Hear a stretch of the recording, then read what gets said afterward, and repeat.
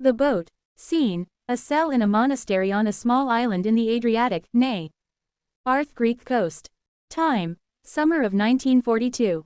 When the curtain rises, a dozen prisoners in inmate uniforms are standing in a dense row against the wall. Kurt von Thymer paces back and forth in front of them, examining them as a teacher would look at a class before an oral exam. The same silent anxiety is visible on every face. Kurt. I haven't decided. I didn't know which one of you I should love, my little lambs. You see, I don't hit, I didn't interrogate, I didn't do anything to you. I just play. Interesting, cheerful psychological games. Do you know what psychology is? How would you? You know how to blow up bridges, you know how to planescapes. Now, for example, what are you thinking about? You baldone, well, almost all of you are bald. You once had names, right? And lovers, and mothers too. Maybe even a house, with a little garden. Now you just have a number. So, what are you thinking about, number 8? The old man. I'm not thinking about anything. Kurt. Sir. You say.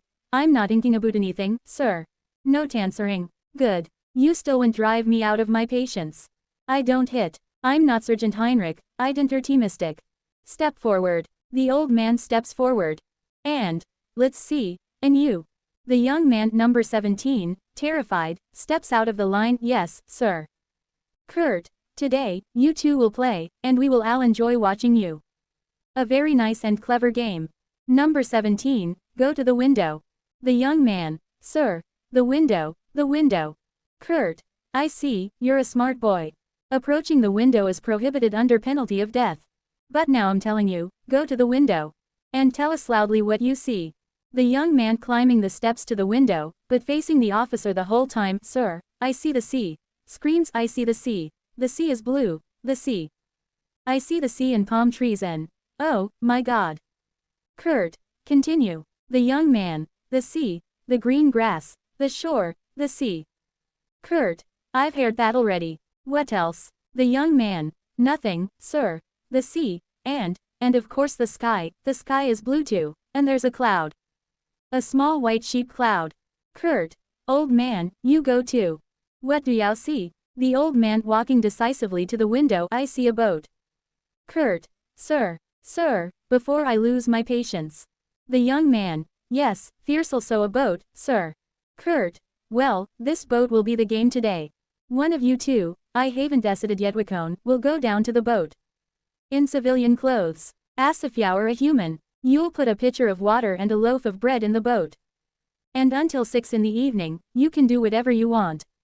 The other one will stand here at the window and watch. At 6 o'clock, when the bell rings, you'll be back here. If you're late by 1 minute, the other one dies. How do you like the game, my lambs? No, you're not enthusiastic. Until 6 in the evening, you can row once sea. You can even row to America. I won't have your cloth sniffed by dogs. I won't put out a search warrant. I won't have ya chased. Just the other own will if you didn't come back. So, which one of you goes and which one stays? Choose. You didn't speak. Look into me eyes. Oh, how the excitement burns in them, how your lips tremble, how you would love to grab the oar, to move in the salty wind. So, which one of you goes and which one stays? You didn't dare to ask, you didn't dare to talk, Neil, you didn't dare to beg. The young man falls to his knees. Sir, I swear, I would be back by 5:15. I would bring oranges for you too. The old man. I would escape. Kurt. Sir, Orioles lop you. Well. No, you can say it however you want. You're not a human, you're a worm, you whimper what you know. You'd be back by 5:30. The old man. Number. I told you, I would escape. Kurt. This is exciting. You didn't even know we were, wretched. The old man. How wouldn't I know, when I know everything? The wind is my friend, the sea, even the wildest waves. Weary on Hadriatic, if the sun rises, then in the direction of the sun is Igumenica, to the north of me are the Albanian shores, where I am now, the Monastery Island, the first fishing island is 3 hours rowing from here, the fisherman would put me in a motorboat and take me away, so you'd never find me. Kurt. Fisherman's a motorboat, do you think the fishermen still have motorboats? The old man. That's not your concern, it's mine. I would escape. And I wouldn't come back. Kurt. Do you hear, number 17?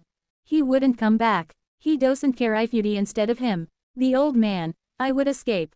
I would row and row, pulling the oar until my palms blister, my head spins from the scorching sun, my stomach turns, my heart races, beats erratically. I would just row and row, my salty sweat would drip into the salty sea, my salty tears would bother my face from happiness. I would row and row, the waves would roar freedom in years, the wind would whistle freedom, my heart would beat freedom. Kurt, well, you've become a poet. And meanwhile, here's this boy. The old man, I would escape. I feel it me go to the shore, I would escape. To me right is Igumenica, I would row there, only 3 hours of rowing, there are the fishermen. Kurt, I've heard this already, it's boring. The old man, I would just say my name. Leonidas. And there would be everything. Bread, olives, a motorboat. I would just row for 3 hours towards Igumenica, say Leonidas, and then I would walk freely again in our dear mountains, where bees gather honey in blue hives, where the water of the springs is clear, where one can sing. Kurt, 6 o'clock, I would place your companion by the wall of the monastery courtyard. No, I wouldn't shoot them dead. I learned from you Greeks. I would have him thrown into that dried-up well in the monastery courtyard, and everyone would throw a stone at him. One of those is Malone's. 1/2 kilo, 2 kilos. Only one. Until it goes quiet. The young man, sir. I just want to bathe. I would be here exactly at 6, at 5:45. I would be here at 5:45, I would just eat a few figs and come back, I would bring oranges for you too, I would bring them, and we would eat them together. No begging, old man. I would just go down for a bit, I wouldn't even put oars in the boat, no Tevin, just a bit.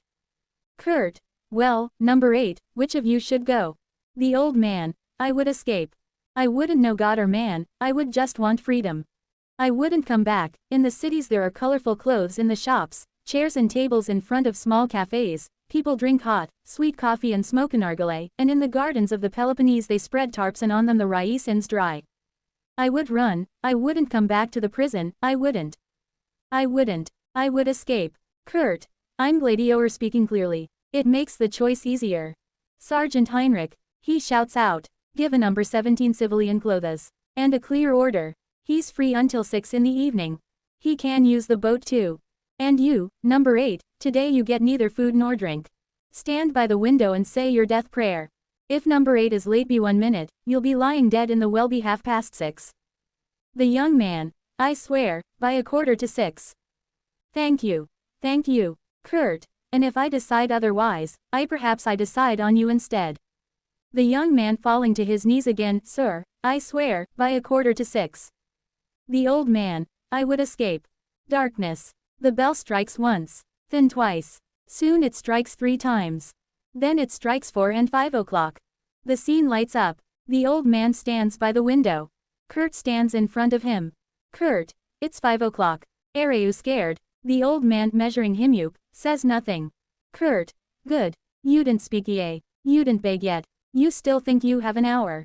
You still hope that may Bethy boat will appear. You are still silent. There is no visible trembling on your face yet. But your stomach is already quivering. Your bowels are burning. Your mouth is dry with thirst. You think of bread and water. Today the price owners had a good meal. Today I had vegetable soup made for the rabble so its smell would be as sharp as possible. So that your nostrils would flare and you would swallow hard in your torment. But so far, only hunger and thirst have tormented you, you miserable, wretched animal. But now, fearsel affair, for that it might not come back. You're approaching death. Your painful, slow, and merciless death. The old man, everyone dies eventually. Kurt, of course that they do. Heroically on the battlefield or at the age of 88, surrounded by grandchildren, in their bed. Or in any other way. But you will die now and miserably. On a stone will hit your temple. You will scream and feel it. Another will crush your spine. No, first, it will break your arm. Only then will it smash into your stomach. So you didn't pass out too soon. You will struggle, you will protect your head. Your finger will be crushed first. You didn't know how the Sahoristinediate. I have seen it. The old man, the one WHO has died is already free. Kurt, the one WHO has died is already free. Nice saying. I'll write it in my notebook. I'm glad Tokumi Crossamathing knew sometimes. The psychology of the fear of death. When I started studying it, I had to resort to small-scale methods, an occasional condemned robber in the death house. Small town. How many were there? If I was lucky, 2 a month. And now, war favors science. Surgery develops in war. Technology. War solves mathematical problems. War provides free raw material for research. The psychology of the fear of death. I can study it on 1,000 people at once. I just have to line them up in front of the ditch and order them, dig your graves. And I can photograph the waxen faces, the sweat, the trembling knees, the half-fainted, the crying. But if I want, I can play with them individually. I can make them talk. Because the fear of death opens the mouth. The one waiting for eternal silence wants to speak one more time. The one who is tied up wants to move one more time. So tell me, old man, what else do you want to say? The old man. Nothing. Kurt. Sir. Nothing, sir, I've already warned you. Otherwise, impudence is also part of fear. Your cock answers. You cover your trembling with it, like a child who starts whistling in the forest. You want to speak, you want to shout, you want to cry, and you will.